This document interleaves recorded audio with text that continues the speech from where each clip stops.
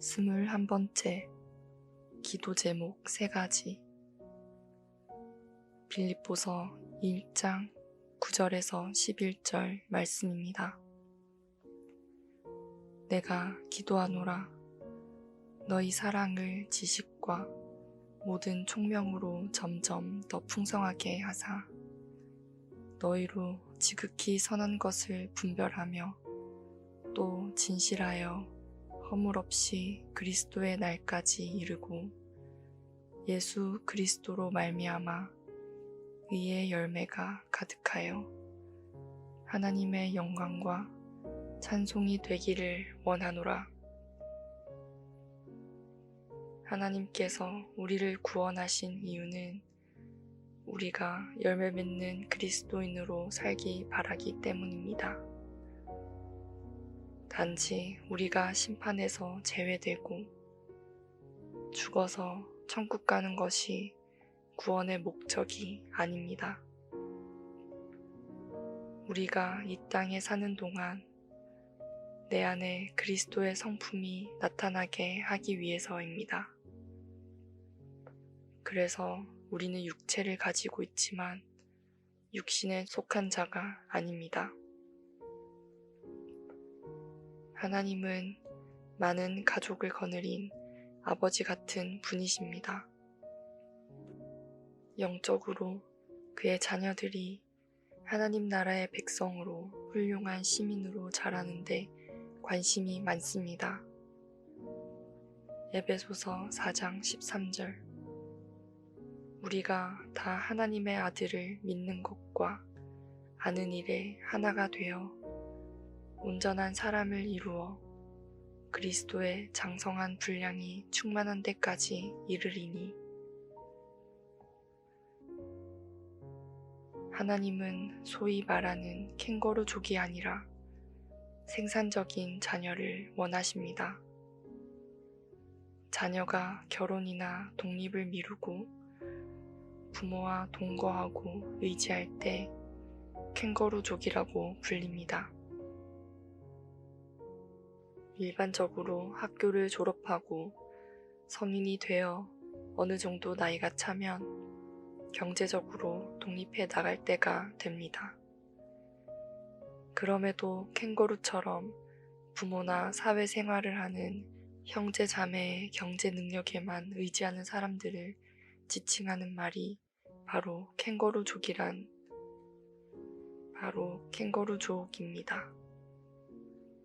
요즘은 캥거루족도 점점 늙어간다고 합니다.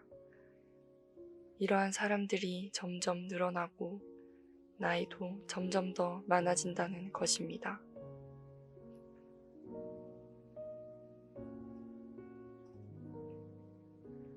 여기에 관한 신문기사 제목을 보면 아파트 캥거루족 68%, 결혼 전까지 독립 계획 없어, 자식 뒤치다꺼리 죽을 때까지 하게 생겼다, 부모들 한숨, 엄마 배고파 밥 줘, 2030 캥거루족, 딱히 독립할 필요 있나요? 라는 기사가 도배되어 있습니다.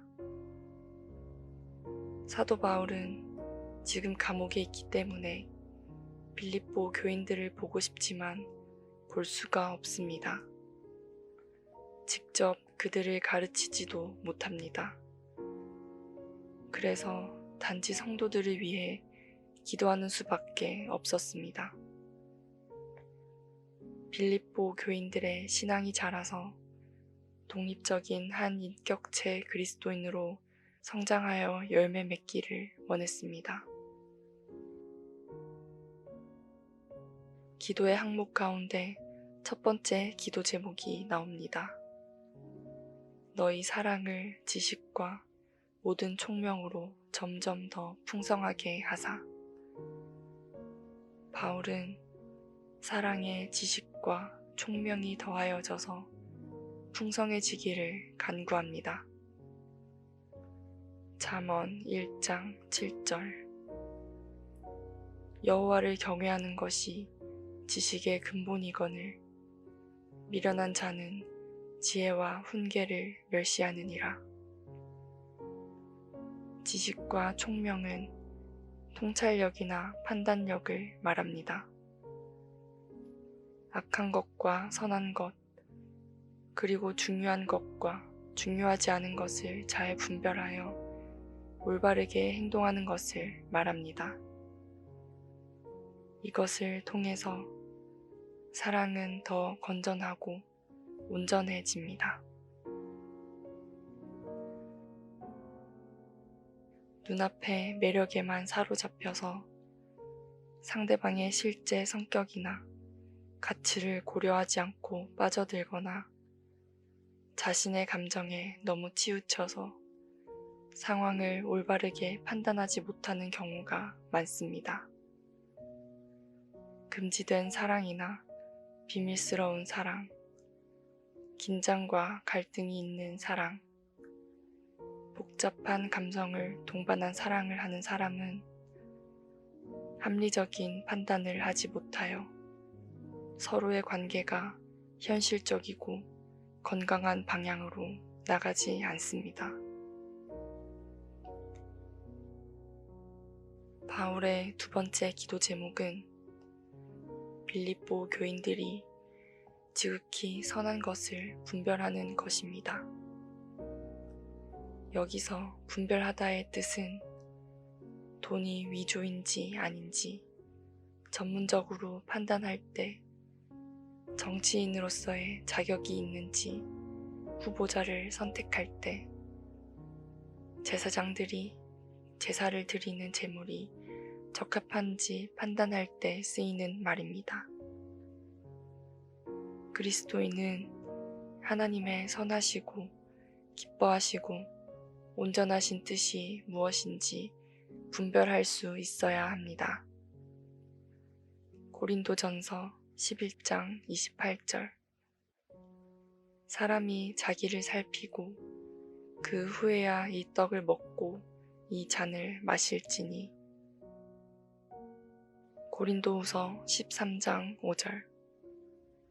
너희는 믿음 안에 있는가? 너희 자신을 시험하고 너희 자신을 확증하라. 자신의 생활과 행동을 살피는 것, 그리고 나의 믿음을 점검하는 것이 분별하는 능력에서 오는 것입니다. 이것은 지식과 총명이 더해진 사랑을 통해서 올바르고 정확하게 판단하는 것을 말합니다. 또한 진실하여 허물 없이 란 말은 햇빛에 비추어 보아서 깨끗하고 흠이 없다 라는 의미입니다. 이 말은 그 당시 도자기를 만드는 데서 유래한 말이라고 합니다. 도자기를 굽고 나면 도자기의 표면에 잘 구워지지 않아 조금씩 갈라지는 곳이 있습니다. 이때 비양심적인 도공들은 그곳에 살짝 밑칠을 합니다. 그렇게 하면 어지간히 금간 것은 감쪽같이 가릴 수 있습니다. 그러나 그 도자기를 햇빛에 비추어 보면 금간 것과 덧칠한 것이 환하게 보인다고 합니다. 여기서 말하는 진실은 바로 밑칠하지 않은 그릇, 즉 원래 모습 그대로의 깨끗한 모습을 말하는 것입니다.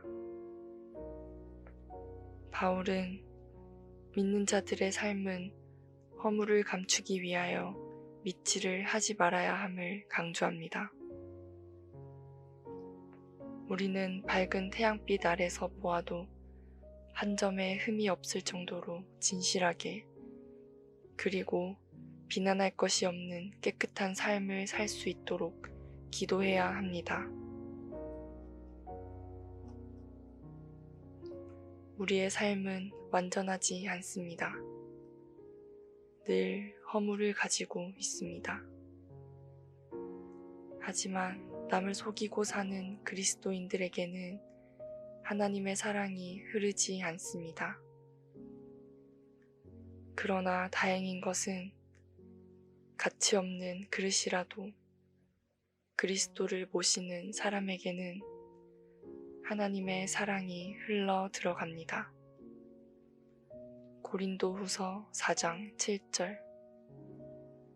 우리가 이 보배를 질그릇에 가졌으니 이는 심히 큰 능력은 하나님께 있고 우리에게 있지 아니함을 알게 하려 함이라.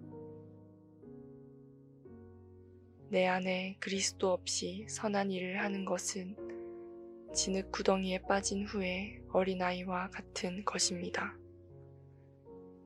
진흙 구덩이에 빠졌다가 집에 돌아온 아기가 엄마를 기쁘게 해드리겠다고 평소 하지도 않던 이불을 개고 거실에 있던 장난감을 치우고 책상에 앉아 공부에 집중했다면 그 결과는 어떻겠습니까? 엄마의 칭찬을 받고자 했지만 오히려 간 곳마다 진흙으로 더럽혀져 있을 것입니다. 엄마는 먼저 아이를 욕실에 데려가 옷을 벗기고 몸을 씻기고 아이가 만졌던 모든 것을 다시 세탁할 것입니다. 그러므로 우리는 먼저 주의 피로 깨끗하게 되어야 합니다. 우리 안에 그리스도께서 계시지 않으면 하나님을 만족시킬 수 없습니다. 사도 바울은 빌립보 교인들이 그리스도께서 다시 오시는 날까지 하나님과 다른 사람들 앞에서 진실함과 정직함 그리고 깨끗한 마음으로 행할 것을 위해 기도합니다. 11절. 예수 그리스도로 말미암아 의의 열매가 가득하여. 바울이 기도하는 세 번째 기도 제목은 의의 열매가 가득하게 되는 것입니다. 예수 그리스도로 말미암는 의의 열매란 현재의 삶 속에서 예수 그리스도께서 내 속에 계시고 역사하심으로 성령의 열매를 맺는 것을 의미합니다. 요한복음 15장 4절. 내 안에 거하라. 나도 너희 안에 거하리라. 가지가 포도나무에 붙어 있지 아니하면 스스로 열매 맺을 수 없음 같이 너희도 내 안에 있지 아니하면 그러하리라. 하나님께서는 예수 그리스도를 통해서 우리를 구속하였고 성령을 보내셔서 열매를 맺게 하셨습니다. 이 열매가 하나님의 영광과 찬송이 됩니다. 그리스도께서 내 안에 계시고 내 안에서 성령의 역사를 통해서 맺게 되는 의의 열매는 하나님께 영광이 됩니다.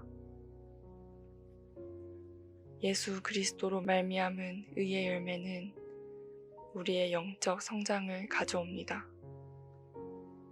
우리는 죄에서 구원을 받고 예수 그리스도 안에서 새로운 삶을 얻습니다. 우리가 예수 그리스도와 교제하며 그의 말씀을 따르고 성령의 인도하심을 받을 때 우리의 삶은 점점 더 풍성하게 됩니다. 진실하여 허물 없이 서로를 대할 때 우리는 의의 열매를 맺습니다. 우리가 용서하고 서로에게 관대하며 다른 사람을 섬김으로써 우리의 삶은 예수 그리스도의 사랑과 은혜를 세상에 나타냅니다. 기도 제목 3가지입니다. 기도합시다. 첫째, 사랑의 지식과 모든 총명으로 풍성하게 하옵소서. 둘째, 선한 것을 분별하며 진실하여 허물없게 하옵소서. 셋째, 의의 열매가 가득하여 하나님의 영광과 찬송이 되게 하옵소서. 하나님의 말씀으로 말씀을 맺겠습니다. 마태복음 5장 16절. 이같이 너희 빛이 사람 앞에 비치게 하여 그들로 너희 착한 행실을 보고 하늘에 계신 너희 아버지께 영광을 돌리게 하라. 아멘. 말씀과 함께 새로운 하루의 활력을 맞이하시길 바랍니다.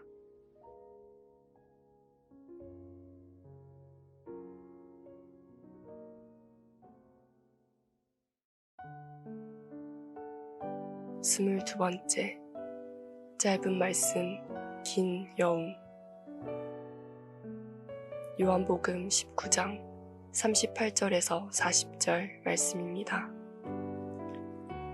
아리마대 사람 요셉은 예수의 제자이나 유대인이 두려워 그것을 숨기더니 이 일 후에 빌라도에게 예수의 시체를 가져가기를 구하매 빌라도가 허락하는지라. 이에 가서 예수의 시체를 가져가니라. 일찍이 예수께 밤에 찾아왔던 니고데모도 모략과 침향 섞은 것을 100리트라쯤 가지고 온지라. 이에 예수의 시체를 가져다가 유대인의 장례법대로 그 향품과 함께 세마포로 쌌더라.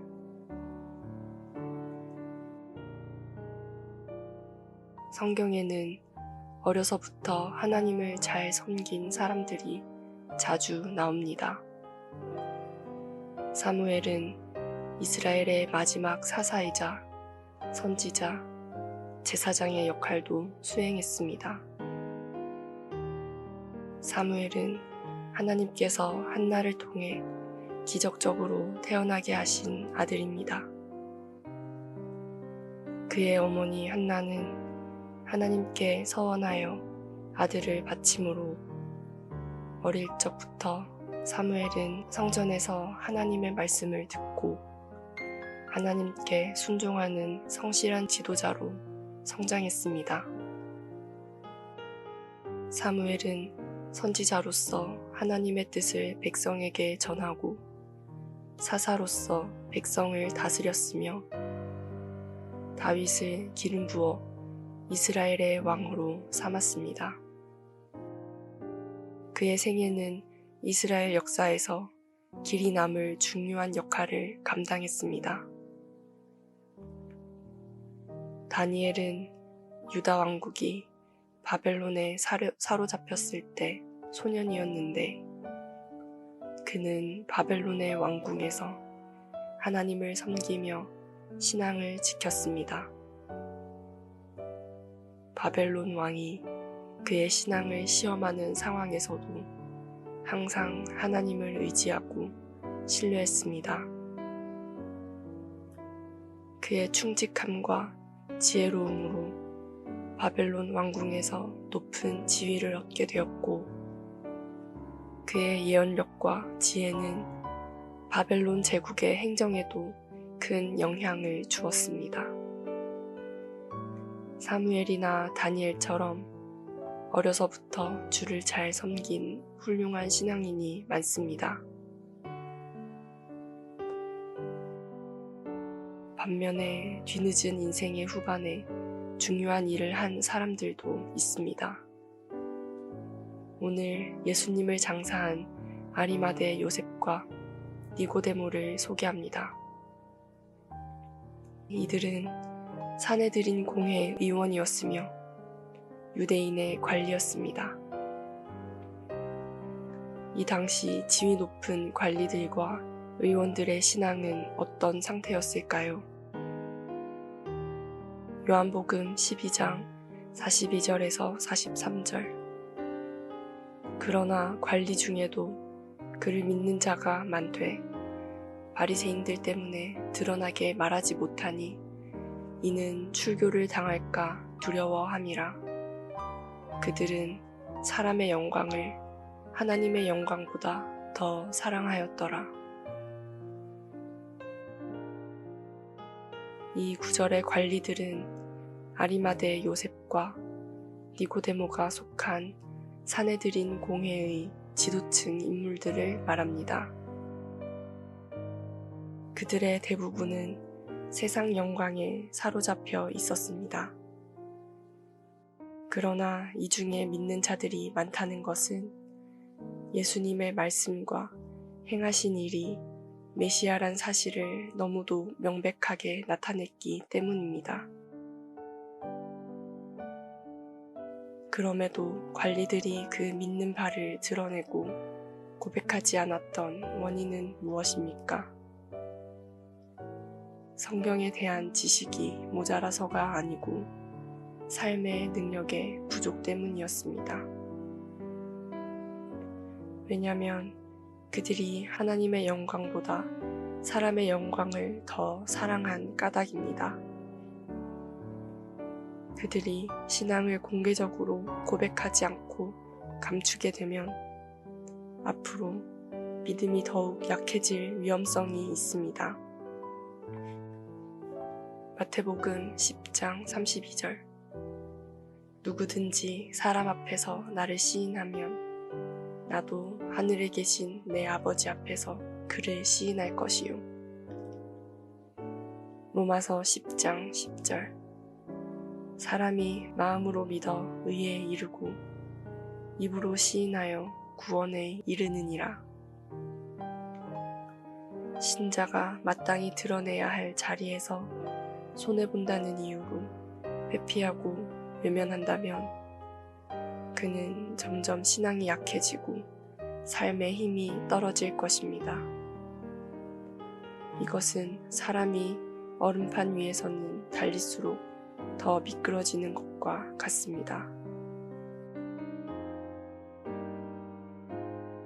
그러면 그때 믿는 관리들이 왜 이렇게 연약해졌습니까?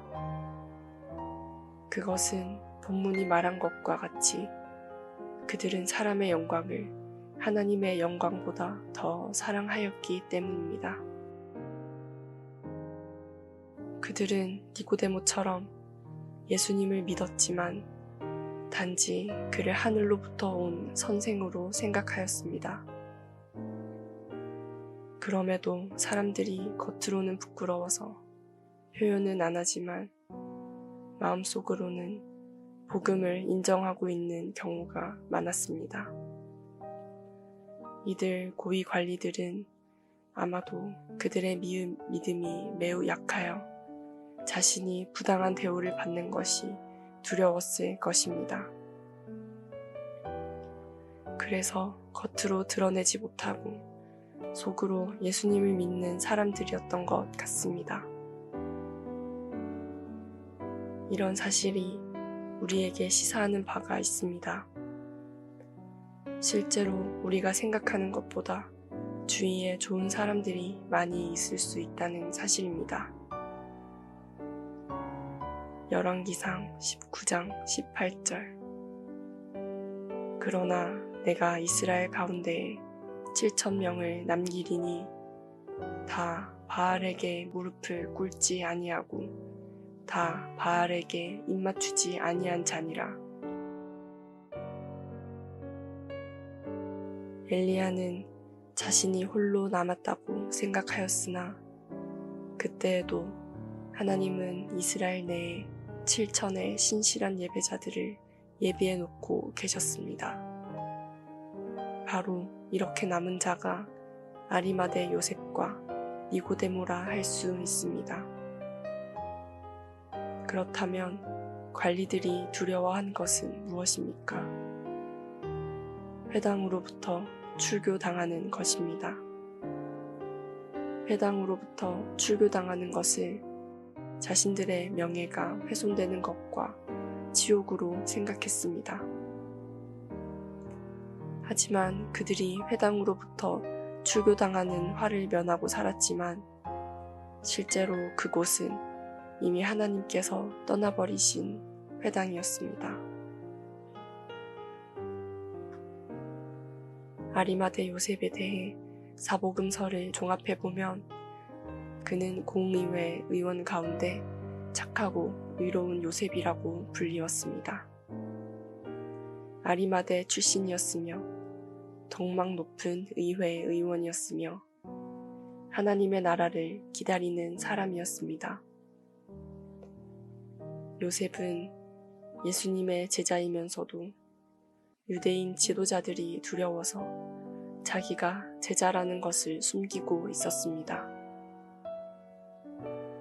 사내들인이 모여 예수님을 빌라도에게 넘겨주고 사형 판결을 받도록 결정할 때 아리마대 요셉은 공회 의원임에도 불구하고 그들의 결의와 행사에 참석하지 않았습니다. 그는 의회의 결정과 행동에 따르지 않았습니다. 예수님이 십자가에 못 박히던 날이 저물었을 때 아리마대 사람 요셉은 용감하게 빌라도를 찾아가서 예수님의 시체를 요구했습니다. 빌라도가 요청을 허락하자 가서 예수님의 시신을 수습했습니다. 그는 예수님의 시체를 십자가에서 내려 고운 모시천으로 싸서 바위를 쪼아 만든 새 무덤에 모셨습니다.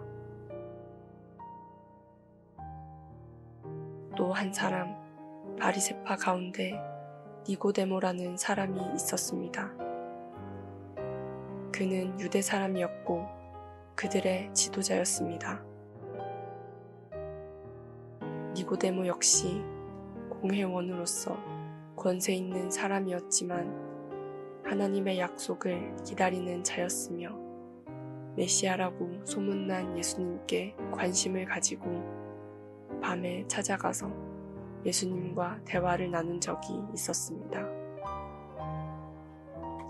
그 결과 그는 예수가 메시아라는 사실을 확인하였고 아리마대 요셉처럼 공회가 예수님을 잡아 죽이고자 할 때 강력하게 반대하였습니다.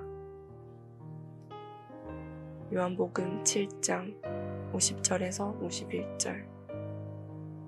그 중에 한 사람, 곧 전에 예수께 왔던 니고데모가 저희에게 말하되 우리 율법은 사람의 말을 듣고 그 행한 것을 알기 전에 판결하느냐.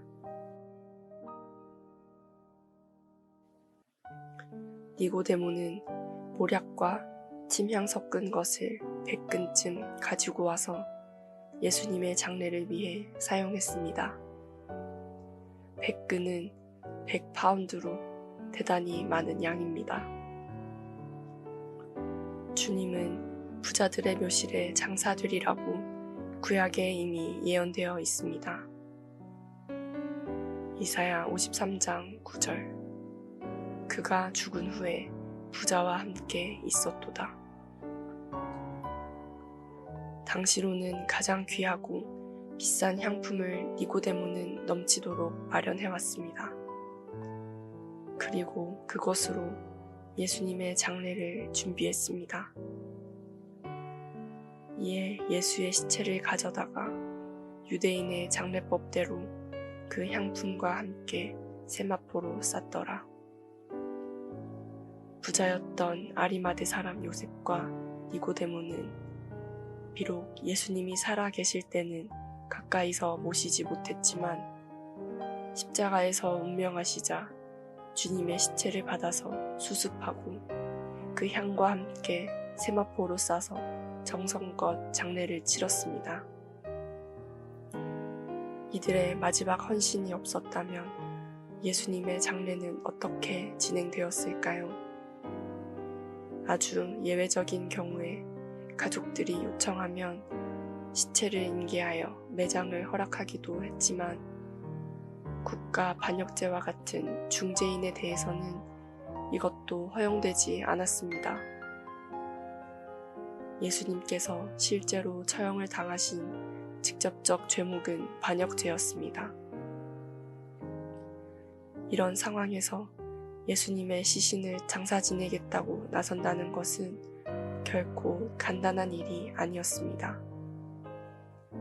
물론 하나님의 섭리 가운데 있었겠지만 인간적으로 볼 때 생각하기도 싫은 장면이 벌어졌을지도 모릅니다. 십자가의 현장은 가장 비참하고 고통스러운 형벌로 얼룩져 있습니다. 공개적인 처형 장소에서 일어난 사건으로 십자가에 못 박히는 과정에서 예수님의 구원의 희생과 억울한 죽음이 혼재되어 있습니다. 이런 상황에서 아리마대 요셉과 니고데모는 성경에 많이 언급되지 않다가 예수님의 장래에 가장 강력하게 등장하여 우리의 구원을 위한 예수님의 십자가 죽음의 처리와 부활을 맞이하는 장소를 아름답게 하는 일에 믿음의 용기와 물질을 아낌없이 사용했습니다. 아직 끝난 것이 아닙니다. 십자가의 현장에 있는 내가 이제 일해야 할 차례입니다. 디모데전서 1장 12절. 나를 능하게 하신 그리스도 예수 우리 주께 내가 감사함은 나를 충성되이 여겨 내게 직분을 맡기심이니. 말씀과 함께 새로운 하루의 활력을 맞이하시길 바랍니다.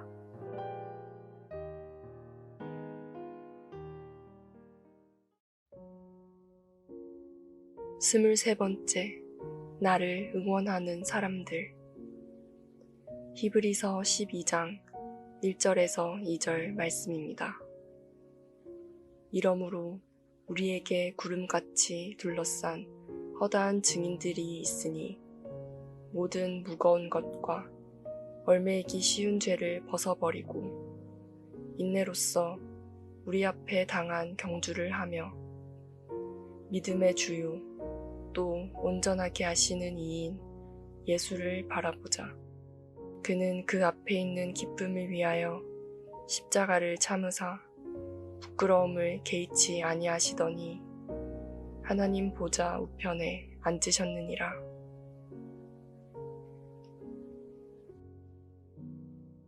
예수님께 나오는 많은 사람의 마음속에는 실제적인 삶에 있어서 저마다 두려움이 자리 잡고 있습니다. 어떤 그리스도인들은 세상에서 끝까지 믿음을 유지 못할 것을 두려워합니다. 나를 예수님께 맡긴다 해도 결국에는 다시 유혹에 빠질 것 같아요. 저는 예배 때에는 선한 마음을 품지만 밖으로 나오면 금방 악하게 변해요. 저의 믿음은 아침 안개 같아서 금방 사라지고 말아요. 이렇게 실패하게 되는 이유는 우리가 처음 시작할 때는 어느 정도 예수님을 신뢰하기 시작했으나 세상의 순례길을 걸어가는 동안 목표를 상실하고 나 자신을 점점 의지하게 된 것입니다. 신앙의 첫 출발을 내디딜 때에는 예수 그리스도를 바라보다가도 나중에 가서는 나를 신뢰하지 않도록 주의해야 합니다. 나의 인도자 예수 그리스도는 알파요 오메가입니다. 처음도 예수님, 마지막도 예수님이십니다. 시작도 예수님, 마무리도 예수 그리스도이십니다. 갈매기의 꿈을 쓴 리처드 바크는 이런 유명한 말을 했습니다. 높이 오르는 사람만이 먼 곳을 볼 수 있다. 성도는 신앙의 수준을 높이고 멀리 보아야 합니다. 신앙생활이나 자녀 교육, 사회생활도 멀리 보고 해야 합니다. 내 목에 카메라를 걸고 촬영하는 것과 공중에 드론을 띄우고 영상을 찍는 것은 차원이 다릅니다. 우리의 바라보는 위치가 믿음의 크기가 됩니다. 내가 바라보는 위치가 축복의 통로와 연결됩니다. 사람과 환경을 바라보면 실패하지만 주님을 바라보고 꾸준히 전진하면 신앙의 결실을 맺습니다.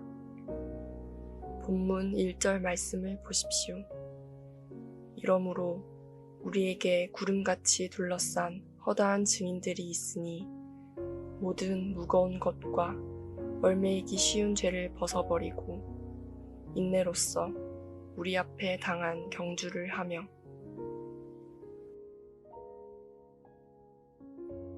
우리에게는 구름같이 둘러싼 허다한 증인들이 있습니다. 그 증인은 11장에 언급된 신앙의 선비들을 가리키는 것으로 그들은 하나님을 의지하며 고난 속에서도 인내하며 충성을 다한 사람들이었습니다. 히브리서 11장 33절 34절 그들은 믿음으로 나라들을 이기기도 하며 의를 행하기도 하며 약속을 받기도 하며 사자들의 입을 막기도 하며 불의 세력을 멸하기도 하며 칼날을 피하기도 하며 연약한 가운데서 강하게 되기도 하며 전쟁에 용감하게 되어 이방 사람들의 진을 물리치기도 하며 우리는 이 믿음의 증인들과 마찬가지로 고난 속에서 좌절하지 말고 인내하며 최선을 다해 경주해야 합니다. 본문은 우리를 목표를 향하여 뛰어가는 운동하는 선수로 비유하고 있습니다. 그러기에 먼저 무거운 것을 벗어버려야 합니다. 운동선수는 달리는데 방해가 되는 체중부터 줄여야 합니다. 얽매이기 쉬운 죄도 벗어버려야 합니다. 마가복음 4장 19절 세상의 염려와 재물의 유혹과 기타 욕심이 들어와 말씀을 막아 결실하지 못하게 되는 자요. 힘을 다해 세상의 염려, 재물의 유혹, 기타 욕심 같은 장애물을 제거해야 합니다. 어떤 사람은 자신이 기독교인이라면서도 망설임 없이 오늘의 운세로 하루를 시작하는 사람들이 있습니다. 세상의 염려와 기타 욕심을 가지고 있기 때문입니다. 미래가 불안할 때 점을 보며 연말 연시에 토정 비결을 봅니다. 타로, 신년 운세, 사주팔자, 궁합 외에 재미삼아 한다면서 행해지는 일상 속의 미신이 적지 않습니다. 그러나 이런 일에 집착할수록 그리스도인으로서 누려야 할 자유를 잃어버립니다. 불행하게 될까봐 벌벌 떱니다. 예수님께서 주신 참 자유를 버리고 미신에 속박당합니다. 반면에 주님을 확고히 믿으면 수많은 축복을 얻지만 무엇보다 자유의 축복을 얻습니다. 무거운 것과 얽매이기 쉬운 죄에서 벗어나면 우리의 생활은 가볍고 우리의 삶은 자유롭습니다. 믿음의 경주를 하는 사람은 평안과 자유를 누립니다. 불필요하고 장애물이 될 만한 모든 것을 버려야만 합니다. 오직 인내로써 경주해야 합니다. 우리는 현대사회의 복잡하고 다양한 제도와 문화 속에 살고 있습니다. 수많은 어려움과 혼돈 가운데 놓여 있습니다. 다행인 것은 우리에게는 구름같이 둘러싼 허다한 증인들이 있습니다. 그 증인들이 우리를 바라보며 고난을 극복하며 이겨나가길 원하고 있습니다. 우리는 운동장에 홀로 뛰는 것이 아닙니다. 이미 고난을 이기고 극복하여 승리한 허다한 증인들이 원형 경기장 관중석에 앉아서 우리를 바라보고 응원하고 있습니다. 그들은 이미 고난을 극복한 자들이기에 비틀거리고 지친 우리들에게 박수로 격려하며 힘내라고 외치고 있습니다. 그렇다면 우리는 무엇을 바라보며 어디에 소망을 두고 경주해야 합니까? 바로 예수 그리스도이십니다. 그분은 우리의 믿음의 주요, 온전하게 하시는 분입니다. 예수님은 그 앞에 있는 기쁨을 위하여 십자가의 치욕을 참으셨습니다. 죄수로서의 부끄러움을 개의치 아니하셨습니다. 그리고 하나님 보좌 우편에 앉아 계십니다. 현대인들에게 가장 고통스러운 것은 고난보다는 수치입니다. 고난은 지나가면 금방 잊혀지지만 수치는 후유증이 오래가고 잘 치유되지도 않습니다. 수치를 당한 사람들은 우울증에 걸리기도 하고 대인기피증에 빠지기도 하며 스스로 목숨을 끊는 경우도 있습니다. 반대로 오히려 수치심을 이기려고 상대방을 가해하는 예도 많습니다. 그 수치심을 극복하는 가장 놀라운 치료약은 예수님의 십자가를 바라보는 것입니다. 예수님의 십자가를 바라보면 어느새 수치가 사라지고 그 정도 수치는 당해도 좋다고 하는 믿음의 여유가 생기고 어떤 고난에서도 낙심하지 않는 담대한 믿음이 생깁니다. 믿음의 사람들은 말합니다. 예수님은 바라보기만 해도 큰 힘이 난다. 예수님이 작게 보이면 문제와 고난은 크게 보이고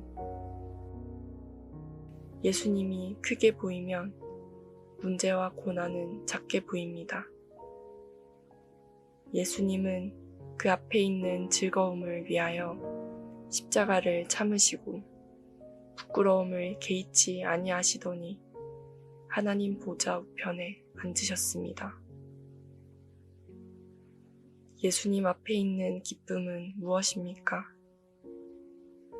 십자가를 통해서 하나님의 백성들이 누릴 구원의 기쁨입니다. 또 하나는 하나님 우편에 앉으실 그 영광을 바라보는 기쁨입니다. 내가 사는 것이 힘들면 나의 구원을 위해 수치를 참으셨던 주님을 생각하며 힘든 상황을 이겨내야 합니다. 오직 예수님만이 우리를 모든 위험에서 구원하실 수 있습니다. 시편 106편 10절 그들을 그 미워하는 자의 손에서 구원하시며 그 원수의 손에서 구원하셨고 말씀을 정리합니다. 우리는 세상이라는 운동장에 경기하기 위해 출전한 경주 선수들입니다. 이기기 위해서는 무거운 것과 얽매이기 쉬운 죄를 벗어버려야 합니다. 경주는 힘들고 어렵고 지치고 쓰러지기 쉽습니다. 인내가 필요합니다. 그런데 이미 승리한 많은 증인들이 관중석에서 응원하며 힘을 북돋아 줍니다. 뿐만 아니라 십자가에 달리사 나를 구원하고 하나님 우편에 앉아 계신 예수님께서 자신만 바라보면 승리가 보장된다고 하십니다. 말씀을 맺겠습니다. 믿음의 주요, 또 온전하게 하시는 이인 예수를 바라보자.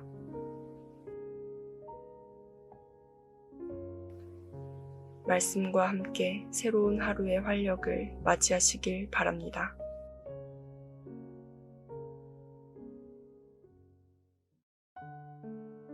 24번째, 배신을 당한 적 있는가? 시편 5장 7절에서 12절 말씀입니다. 오직 나는 주의 풍성한 사랑을 힘입어 주의 집에 들어가 주를 경외함으로 성전을 향하여 예배하리이다. 여호와여, 나의 원수들로 말미암아 주의 의로 나를 인도하시고 주의 길을 내 목전에 곧게 하소서. 그들의 입에 신실함이 없고 그들의 심중이 심히 약하며 그들의 목구멍은 열린 무덤 같고 그들의 혀로는 첨하나이다. 하나님이여, 그들을 정죄하사 자기 꾀에 빠지게 하시고 그 많은 허물로 말미암아 그들을 쫓아내소서. 그들이 주를 배역함이니이다. 그러나 주께 피하는 모든 사람은 다 기뻐하며 주의 보호로 말미암아 영원히 기뻐 외치고 주의 이름을 사랑하는 자들은 주를 즐거워하리이다. 여호와여, 주는 의인에게 복을 주시고 방패로 함같이 은혜로 그를 호위하시리이다. 이 세상의 많은 역사적 사건에는 배신과 관련된 사람들이 자주 등장합니다.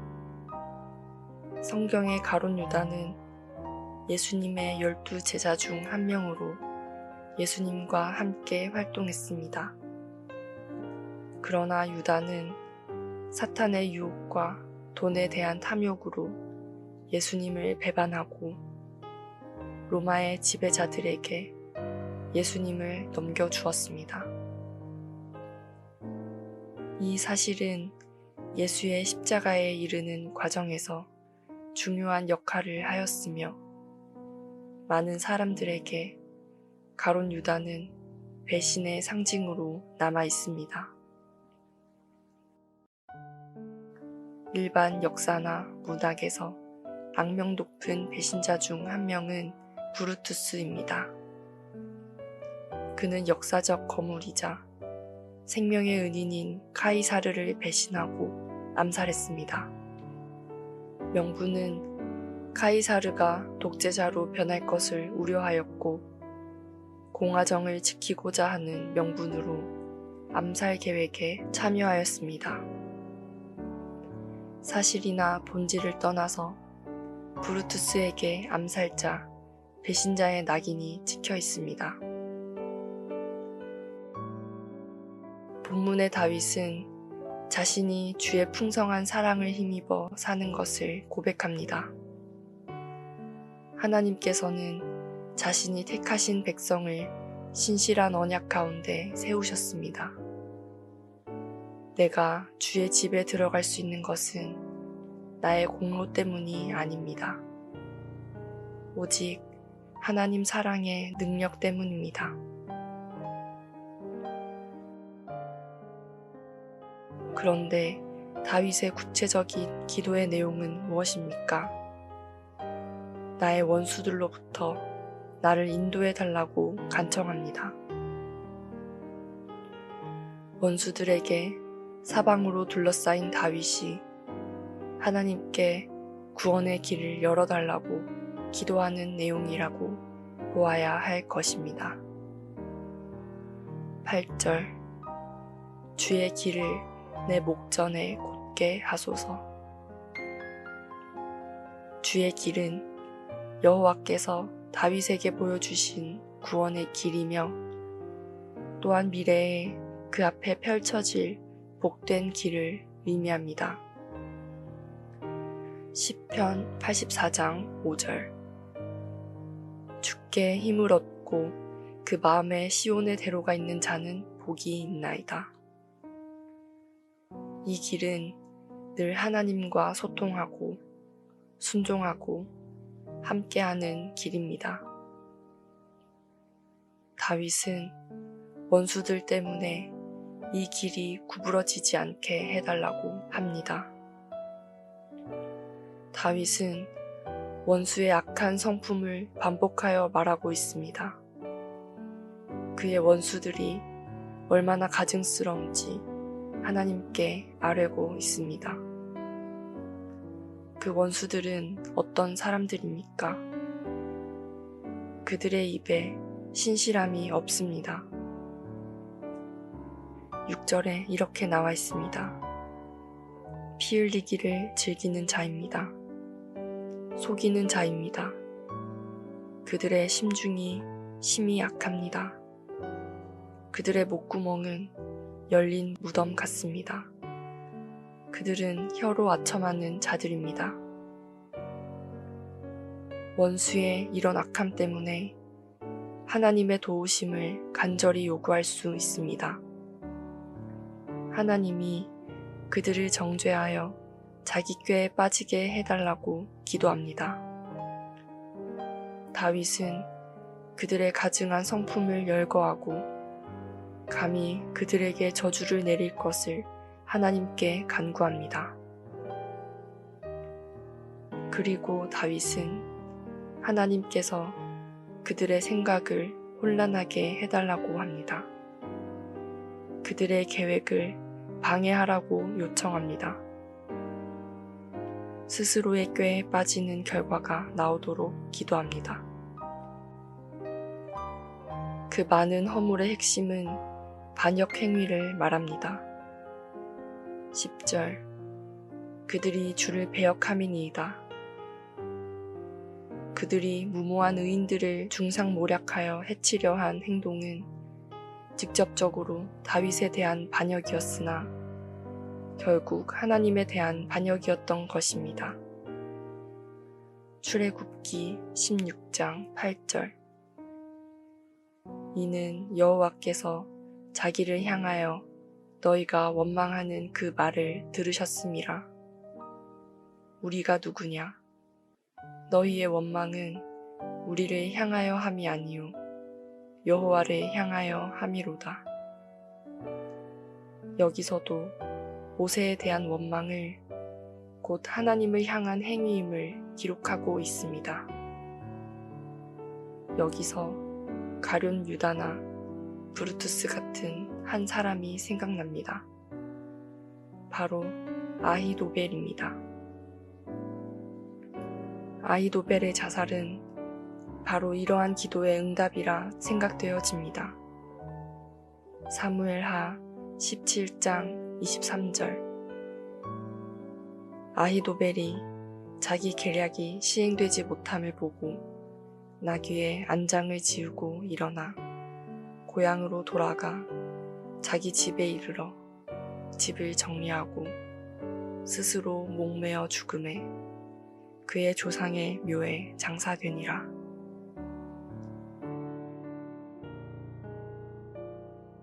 사무엘하 16장 20절에서 17장 4절에 보면 아히도벨의 계략이 잘 나옵니다.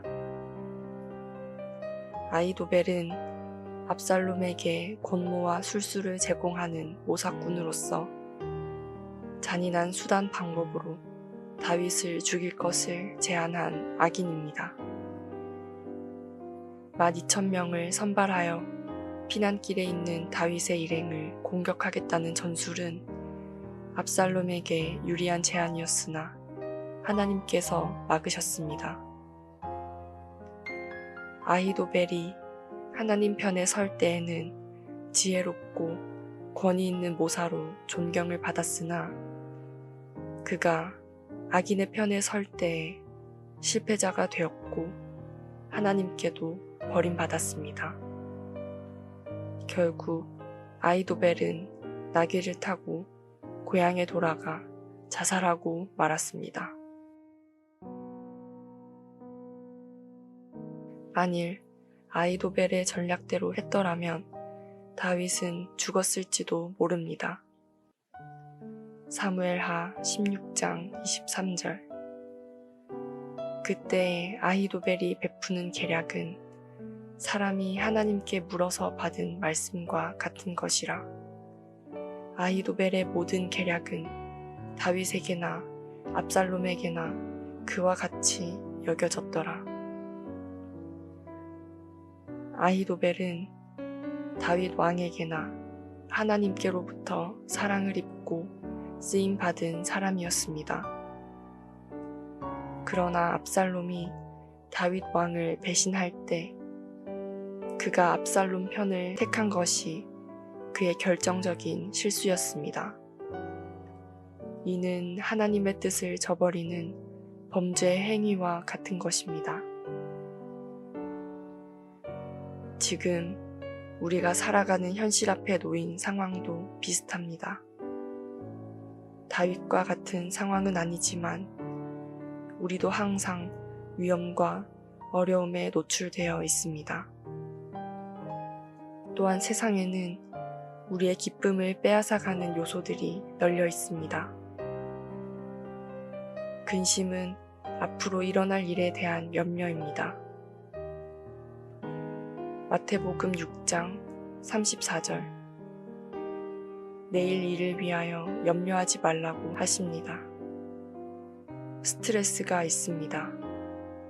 내가 변화시키거나 조정할 수 없을 때나 나의 힘 밖에 있을 때 심하게 긴장하게 됩니다.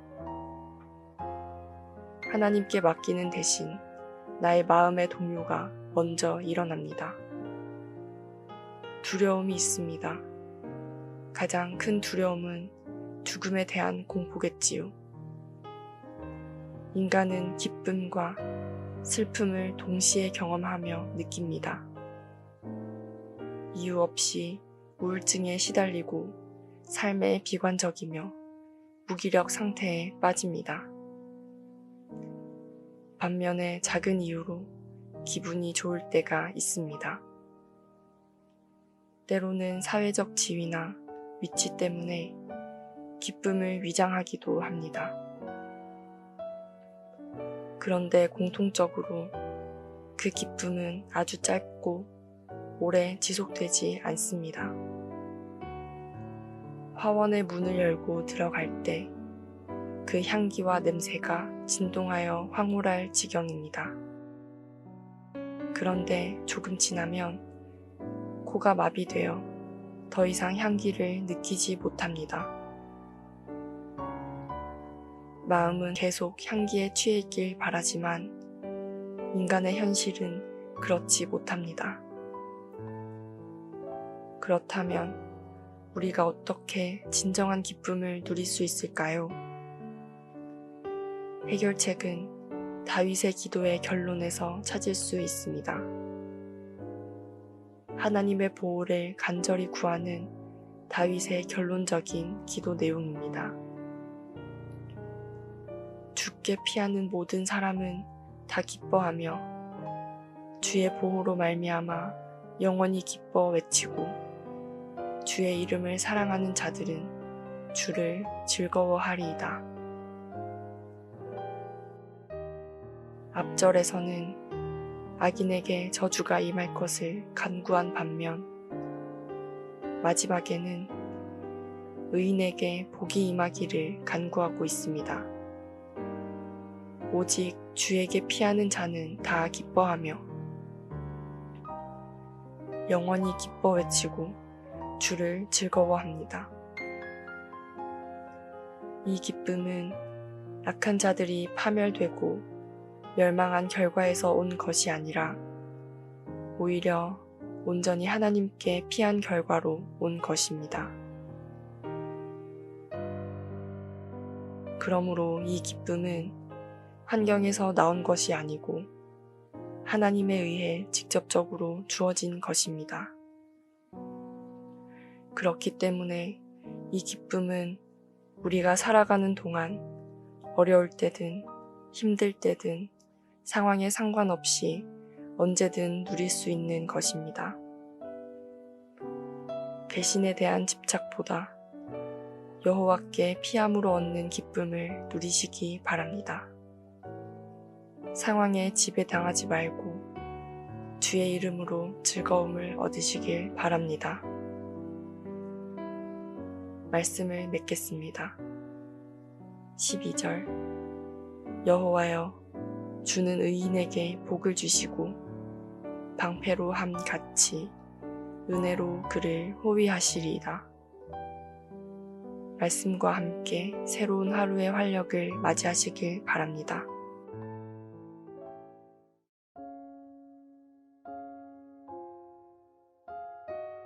스물다섯 번째 바울의 눈물, 나의 눈물.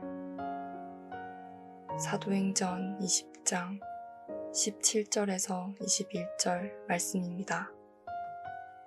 바울이 밀레도에서 사람을 에베소로 보내어 교회 장로들을 청하니 몸에 그들에게 말하되 아시아에 들어온 첫날부터 지금까지 내가 항상 여러분 가운데서 어떻게 행하였는지를 여러분도 아는 바니 곧 모든 겸손과 눈물이며 유대인의 간계로 말미암아 당한 시험을 참고 주를 섬긴 것과 유익한 것은 무엇이든지 공중 앞에서나 각 집에서나 거리낌이 없이 여러분에게 전하여 가르치고 유대인과 헬라인들에게 하나님께 대한 회개와 우리 주 예수 그리스도께 대한 믿음을 증언한 것이라.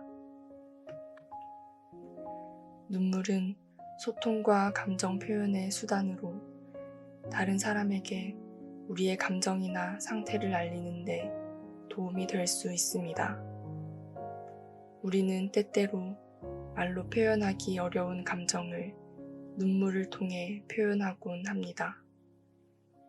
반대로 눈물은 내가 제어하지 못하는 심한 감정의 일부이기도 합니다. 눈물은 우리가 인간으로서 가지고 있는 감정의 다양성과 그 깊이를 나타내는 것입니다. 눈물은 우리가 살아가면서 경험하는 것 중에 일부분이며 개인의 삶에 깊은 의미가 되며 스트레스 해소에 도움이 될 수도 있습니다. 사도 바울의 눈물은 성경에서 여러 차례 언급됩니다. 그의 눈물은 그의 열정과 사랑, 그리고 그가 전도하는 일에 대한 사명과 어려움을 나타내는 중요한 요소였습니다. 세번역 성경 로마서 9장 2절 나에게는 큰 슬픔이 있고 내 마음에는 끊임없는 고통이 있습니다. 여기서 바울은 자신의 민족인 유대인들의 불신에 대해 깊이 슬퍼하고 있습니다. 그는 그들이 그리스도를 거부하고 영원한 삶의 길을 거부했다는 것을 슬퍼하며 타인의 구원을 위해 박해받는 것에 대한 고통을 표현합니다. 배가 밀레도 항구에 닿자마자 바울은 이곳에서 직선 거리로 약 50km 떨어진 에베소에 사자를 보내어 에베소 교회 장로들을 청하였습니다. 일단 바울은 구제 헌금을 예루살렘 교회에 전하는 것과 16절에 보면 오순절 이전에 예루살렘에 도착하는 것이 급했습니다. 그래서 에베소에 가지 못하고 지도자들을 항구 밀레도로 초청한 것입니다. 이것은 에베소 교회를 향한 평소 바울의 관심과 사랑이 어느 정도였는지를 잘 보여주는 장면입니다. 에베소 장로들이 밀레도에 도착하기까지는 3일이 걸렸을 것으로 생각됩니다. 이 교회 지도자들이 바울의 요구에 순종하는 것은 아름다움 그 자체입니다. 험한 길을 며칠씩 걸어오는 길을 귀찮게 여기지 않고 기꺼이 찾아온 모습에서 겸손함의 극치를 봅니다. 바울은 찾아온 에베소 지도자들과 에베소 교회에서 동고동락한 약 3년에 걸친 사역 기간을 회고합니다. 바울은 중요한 순간에는 언제나 가르침과 삶이 일치한 자신의 실생활을 거울과 증거 삼아 성도들이 복음으로 살 것을 강력히 촉구합니다. 18절 내가 항상 여러분 가운데서 어떻게 행하였는지를 여러분도 아는 바니 고린도전서 11장 1절 내가 그리스도를 본받는 자가 된 것 같이 너희는 나를 본받는 자가 되라. 데살로니가 전서 2장 11절 너희도 아는 바와 같이 우리가 너희 각 사람에게 아버지가 자기 자녀에게 하듯 직접 본을 보인 바울의 에베소에서의 신앙생활은 한마디로 겸손과 눈물이었습니다. 이것은 주님께 속한 자의 자발적인 봉사와 섬김의 자세를 말합니다. 사도 바울은 원래 눈물의 사람이 아니었습니다. 냉철한 사람이었으며 지적인 머리로 행동하는 사람이었습니다. 그에게 어울리는 말은 위협, 살기, 박해, 결박, 피와 같은 단어입니다. 사도행전 9장 1절 사울이 주의 제자들에 대하여 여전히 위협과 살기가 등등하여 사도행전 22장 4절 내가 이 돌을 박해하여 사람을 죽이기까지 하고 남녀를 결박하여 옥에 넘겼노니 사도행전 22장 20절 또 주의 증인 스데반이 피를 흘릴 때에 내가 곁에 서서 찬성하고 그 죽이는 사람들의 옷을 지킨 줄 그들도 아나이다. 이런 바울이 어떻게 눈물과 겸손한 사람이 되었을까요? 고린도후서 2장 4절 내가 마음에 큰 눌림과 걱정이 있어 많은 눈물로 너희에게 썼노니 이런 바울이 어떻게 눈물과 겸손한 사람이 되었을까요? 고린도후서 2장 4절 내가 마음에 큰 눌림과 걱정이 있어 많은 눈물로 너희에게 썼노니 여기에 눈물은 고린도 교회 성도들을 근심하게 하려 한 것이 아니었습니다. 오히려 그들에게 바울의 넘치는 사랑을 알게 하려는 것입니다. 빌립보서 3장 18절 내가 여러 번 너희에게 말하였거니와 이제도 눈물을 흘리며 말하노니 이 눈물은 여러 사람들이 그리스도 십자가의 원수로 살기 때문이었습니다. 바울은 고도의 지성인이었지만 뜨거운 감정의 소유자이기도 합니다. 이 눈물은 주님을 섬겨가는 과정에서 생겨났습니다. 주님을 거부하는 인생들을 보면서 그 아픔에 못 이겨 나온 것입니다. 자기 동족의 회심을 위한 그의 애타는 심정의 표현이기도 합니다. 하나님의 복음의 영광스러운 확장을 위한 눈물이었습니다. 바울은 계속해서 말합니다. 자신의 교회 사역은 모든 겸손과 눈물이며 시험을 참고 주를 섬긴 것과 유익한 것은 무엇이든지 거리낌이 없이 전하여 가르친 것, 하나님께 대한 회개와 예수 그리스도께 대한 믿음을 증언한 것입니다.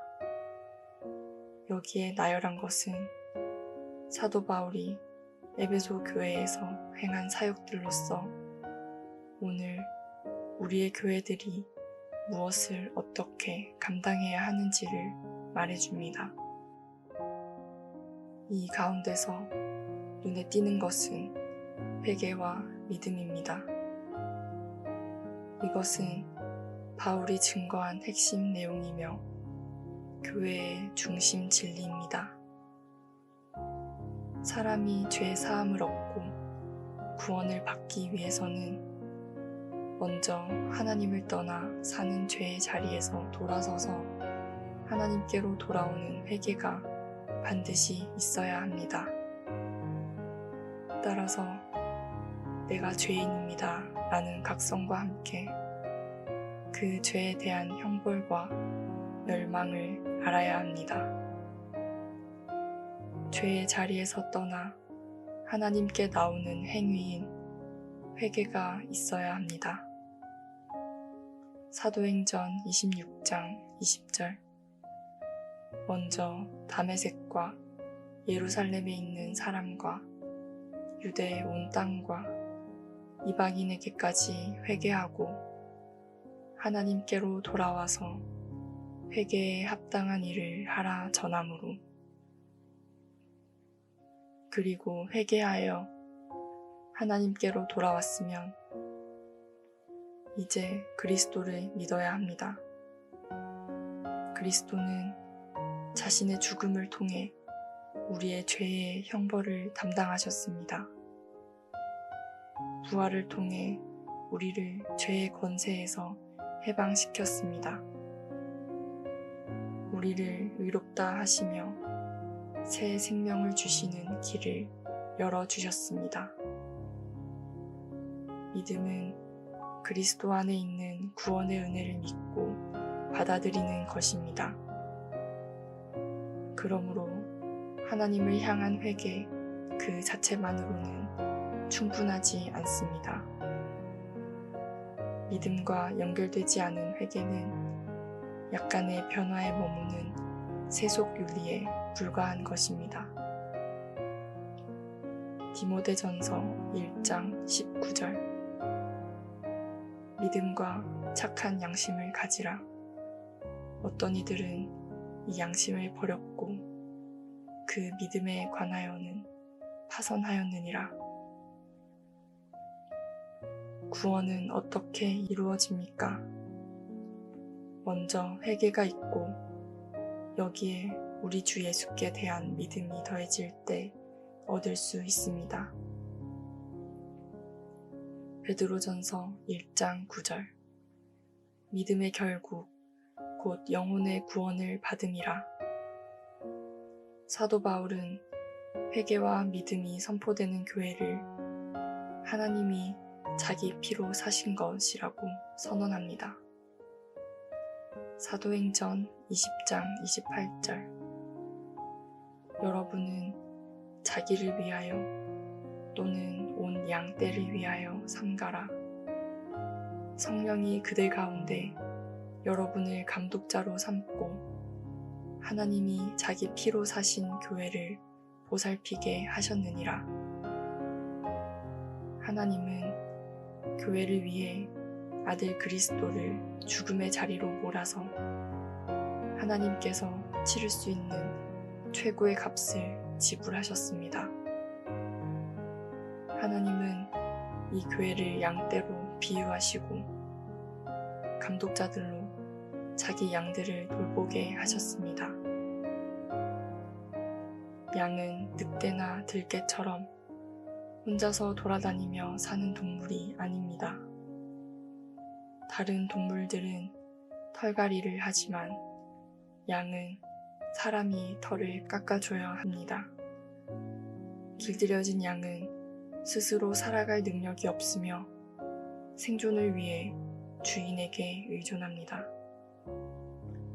그러므로 양 무리인 우리는 교회를 떠나 살 수 없습니다.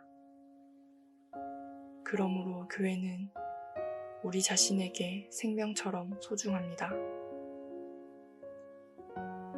사도 바울은 이런 교회를 위하여 겸손과 눈물이며 시험을 참고 주를 섬기고 거리낌이 없이 전하여 가르치고 회개와 믿음을 선포했습니다. 오늘 우리 교회의 모습은 어떻습니까? 말씀을 맺겠습니다. 바울의 눈물은 교회를 향한 열정과 사랑, 그리고 교회를 섬기는 일에 대한 고통과 고난을 나타내는 중요한 요소였습니다. 오늘 나의 눈물은 무엇 때문입니까? 말씀과 함께 새로운 하루의 활력을 맞이하시길 바랍니다.